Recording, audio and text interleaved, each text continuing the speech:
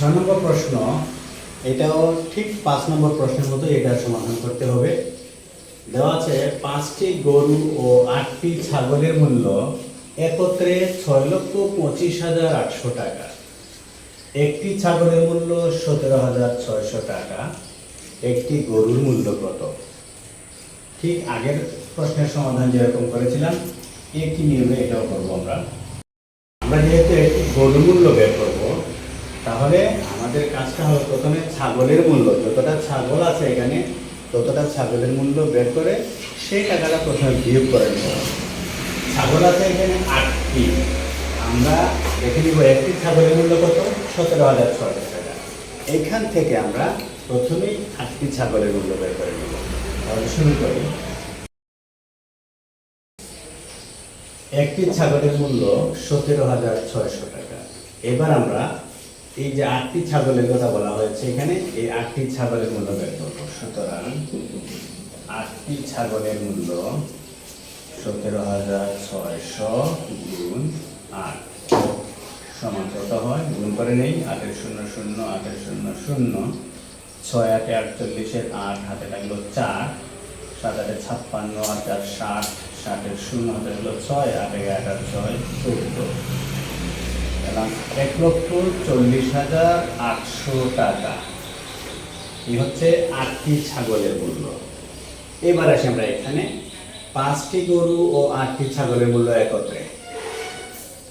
এখান থেকে যদি আমরা এই 8টি ছাগলের মূল্য বিয়োগ করে দিই, তাহলে থাকবে শুধু 5টি গরুর মূল্য। তাহলে আমরা এবার লিখব 5টি গরুর মূল্য সমান, এই যে 5টি গরু ও 8টি ছাগলের মূল্য একত্রে 6,25,800 টাকা দেওয়া আছে। এই টাকা থেকে আমরা 8টি ছাগলের মূল্য 1,40,800 টাকা আমরা বিয়োগ করে নেব। বিয়োগ করার পরে যা থাকবে তা হবে 5টি গরুর মূল্য সমান 0 0 0 5, 12 থেকে 4 বিয়োগ করলে 8, 5 থেকে বিয়োগ করলে 4, 4,85,000 টাকা। এই হচ্ছে 5টি গরুর মূল্য।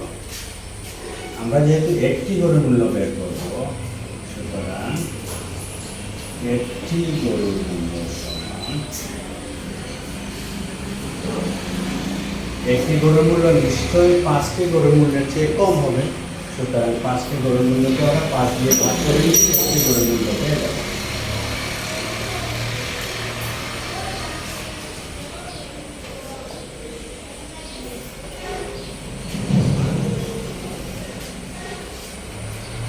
এই ভাগের কাজটা আমরা এদিকে করি।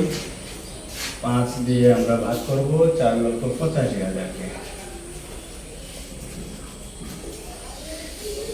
4কে ভাগ করা যায় না, 8 নিলাম 48, 5 9 45, থাকলো 3, নামাইলাম 5 35, 5 7 35। এবার 0 একটা একটা করে নামাবো আমরা আর ভাগ করব। পেয়ে গেছে আমাদের কাঙ্ক্ষিত উত্তর 97,000 টাকা। তার মানে একটি গরুর মূল্য হচ্ছে 97,000 টাকা। এই হচ্ছে 6 নম্বর প্রশ্নটির উত্তর।